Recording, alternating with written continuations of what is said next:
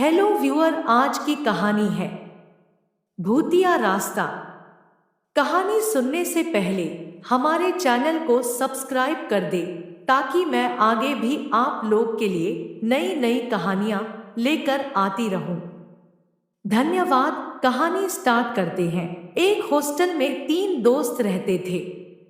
रवि, पुनीत और राजेश तीनों अच्छे दोस्त थे और तीनों ही पढ़ने में, शरारत करने में और खेल में आगे थे।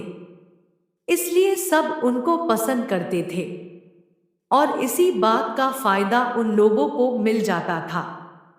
जब भी वो शरारत करते पकड़े जाते थे तो उनको छोड़ दिया जाता था। एक रात रवि बोलता है, यार बहुत दिन से लगातार पढ़ाई करके बोर हो गए हैं, आज मूवी देखने चलते हैं। पुनीत बोलता है, रवि तू बोल तो सही रहा है, पर अब अचानक से कैसे जाएंगे। राजेश बोला, भाई मेरी मानो तो आज हॉस्टल नहीं जाते, बहुत डर लग रहा है। रवि बोलता है, मुझे भी बहुत डर लग रहा है, कितना भयानक जंगल है। पुनीत बोला, बेटा आज हॉस्टल नहीं पहुंचे तो कल क्लास लग जानी है, कुछ भी हो आज हॉस्टल जाना ही होगा। रवि बोला, पुनीत सही कह रहा है राजेश, डरने से क्या होगा, मन से डर निकालते हैं और हॉस्टल चलते हैं। वैसे भी ये फिल्में काल्पनिक होती है, ये हमारे मनोरंजन के लिए बनाया जाता है और हॉस्टल में भी सब परेशान हो रहे होंगे। पुनीत बोला, जंगल के भूत से तो हम बच जाएंगे, पर हॉस्टल के भूतों से हमें कौन बचाएगा। हाँ हाँ हाँ। ऐसा बोलकर तीनों हंसने लगते हैं और साइकिल लेकर हॉस्टल की ओर चल देते हैं। हॉस्टल और थिएटर वाले रास्ते में एक छोटा सा जंगल पड़ता था।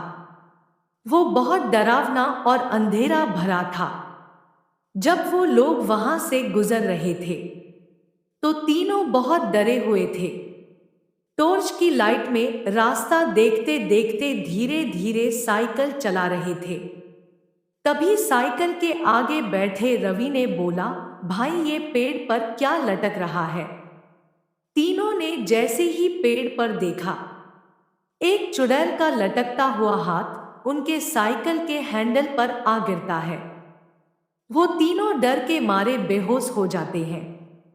सुबह जब 4 बजे पुलिस की फिरती हुई जीप आई तो पुलिस वालों ने उनके चेहरे पर पानी मारा और उनके होश में आने पर उनका एड्रेस पूछकर उनको उनके हॉस्टल में छोड़ आए। तीनों का कल रात की घटना से सर भारी था। वो हॉस्टल पहुंचकर फ्रेश होकर कुछ नाश्ता करके दोबारा सो गए।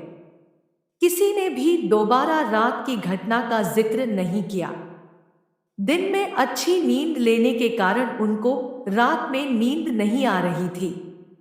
तभी उनका दोस्त रोहित उनके कमरे में आया। रोहित बोला, भाई कल क्या हुआ था, पुलिस वाले तुम तीनों को लेके आए। वो बोल रहे थे तुम तीनों जंगल में बेहोश थे, क्या हुआ था। रवि बोला, कुछ नहीं भाई, कल हम बोर हो रहे थे तो मूवी देखने चले गए थे। जब मूवी देखकर वापस आ रहे थे तो हमने पेड़ पर एक चुड़ैल देखी जिसके हाथ जमीन तक आ रहे थे।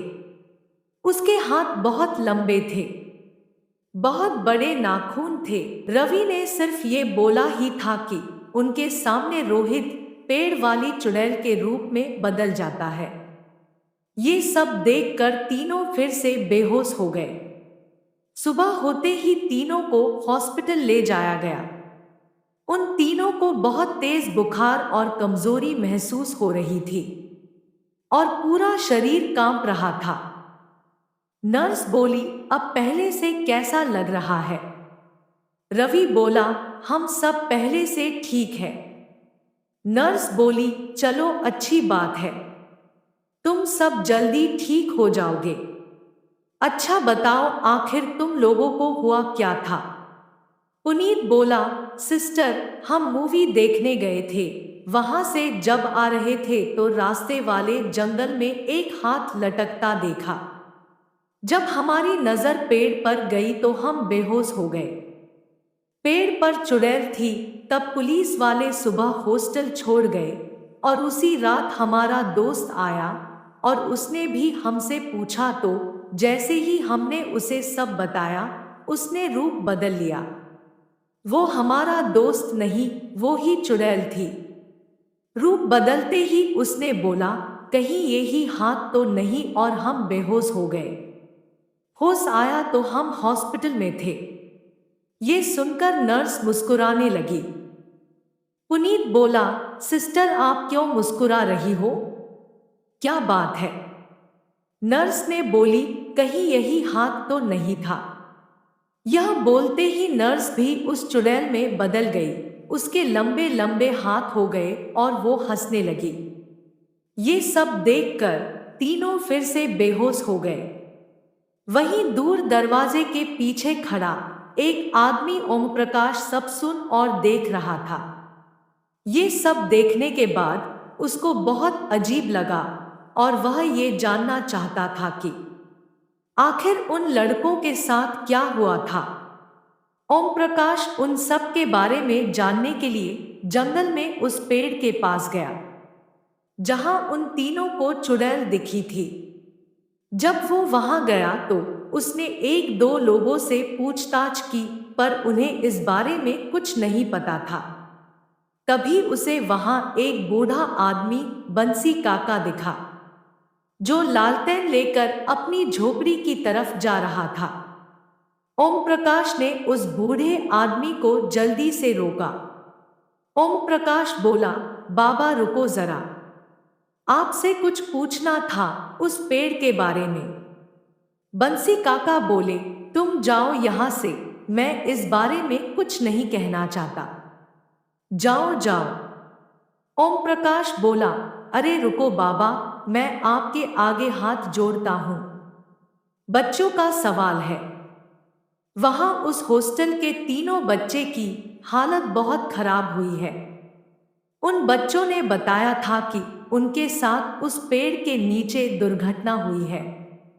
मेरा मतलब है, उन्होंने कुछ भूत चुड़ैल जैसा देखा, जिसकी वजह से वो तीनों दोस्त डरकर सदमे में चले गए। बंसी काका ये सारी बातें बड़े ध्यान से सुन रहे थे। बंसी काका बोले, ओह तो ये सब फिर हो गया। ओम प्रकाश बोला, फिर का क्या मतलब? ऐसा पहले भी हुआ है क्या?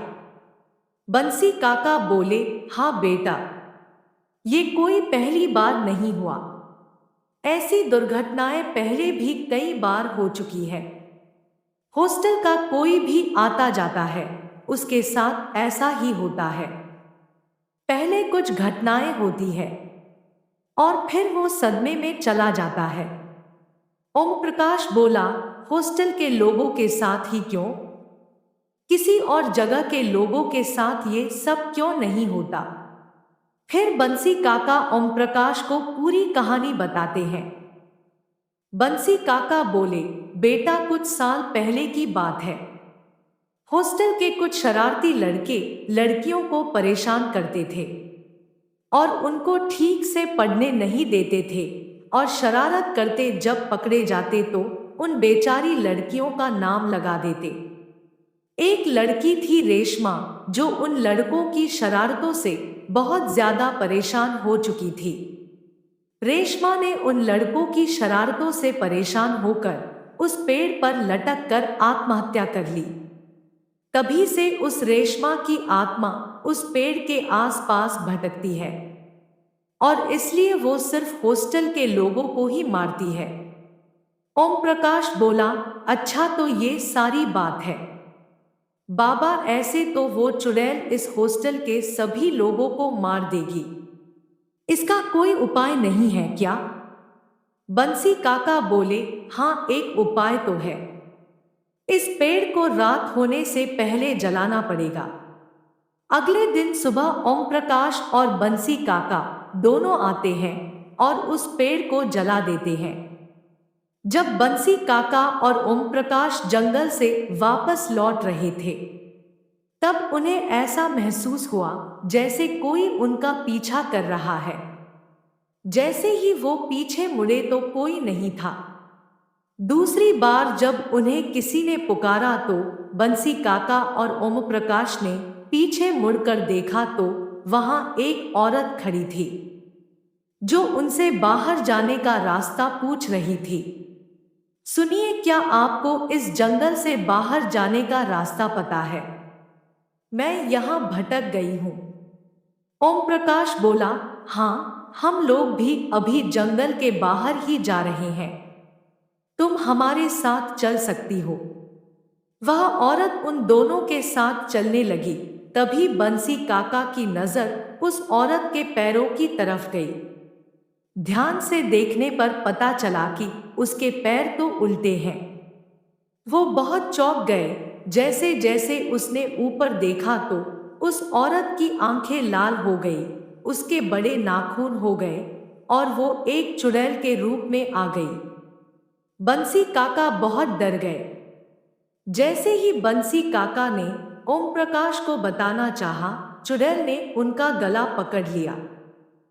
बंसी काका की करकराती आवाज सुनकर ओम प्रकाश ने पीछे की तरफ मुड़कर देखा तो पता चला वह औरत और कोई नहीं, वह वही चुड़ैल थी जिसे वो अभी अभी जलाकर आए थे। बंसी काका ने जैसे तैसे अपने आप को छुड़ाया और बंसी काका और ओम प्रकाश दूसरी तरफ अपनी जान बचाकर भागे और एक छोटे से मंदिर में जाकर छिप गए। ओम प्रकाश बोले, वो चुड़ैल वापस कैसे आई बाबा? हमने तो उस पेड़ को जलाकर उसे मुक्त कर दिया था ना। बंसी काका बोले, हाँ हाँ, वही तो मैं भी सोच रहा हूँ। वह चुड़ैल वापस कैसे आई? थोड़ी देर सोचने के बाद बंसी काका को याद आया। बंसी काका बोले, वो चुड़ैल अपना बदला लेने इसलिए आई है क्योंकि उसे उन लड़कों से माफी मंगवानी है। अब एक ही रास्ता है, वो लड़के उस चुड़ैल से माफी मांगे और कहे कि आज के बाद कोई लड़की तो क्या, हॉस्टल के किसी भी व्यक्ति को परेशान नहीं करेगा। फिर वो चुड़ैल हमेशा के लिए मुक्त हो सकती है। फिर ओम प्रकाश और बंसी काका मंदिर की बाहर की तरफ देखते हैं तो कोई भी नजर नहीं आता। तभी वो दोनों हॉस्पिटल की तरफ चल पड़ते हैं और हॉस्पिटल पहुंचकर उन तीनों लड़कों से मिलते हैं और सारी बात बताते हैं। बंसी काका बोले, तुम तीनों को उस चुड़ैल से माफी मांगनी पड़ेगी, तभी वो शांत होगी। तुम सबको हमारे साथ चलना होगा। वो चुड़ैल जरूर उस पेड़ के पास ही होगी जिसे हमने जलाया था। रवि, पुनीत, राजेश, बंसी काका और ओम प्रकाश मिलकर उस पेड़ के पास जाते हैं। चुड़ैल वहीं उस पेड़ पर बैठी रहती है। रवि, पुनीत और राजेश जैसे ही उस पेड़ के पास जाते हैं, चुड़ैल उसे मारने के लिए आती है। रवि, पुनीत और राजेश अपने पैरों पर बैठकर उससे माफी मांगने लगते हैं। तीनों दोस्त बोले, चुड़ैल हमें माफ कर दो, हम दोबारा किसी भी व्यक्ति को परेशान नहीं करेंगे। हम आपसे वादा करते हैं और जो आपके साथ हुआ वो आज के बाद किसी के साथ नहीं होगा। हमें हमारी गलती का पछतावा हो चुका है। चुड़ैल बोली, ठीक है, मैं तुम्हारी माफी से सहमत हूं। मुझे अब तुम पर विश्वास है कि तुम सब अब किसी को परेशान नहीं करोगे और जो लोग दूसरों को परेशान करते हैं तुम लोग उनको ऐसा करने से रोकोगे। और अब मैं यहां से जा रही हूं क्योंकि तुम लोगों की माफी से मेरा मन बदल गया है। अब मैं आसानी से मुक्त हो सकती हूं। हमें इस कहानी से ये सीख मिलती है कि हमें कभी भी किसी को परेशान नहीं करना चाहिए, वरना उल्टा हम परेशान हो जाते हैं।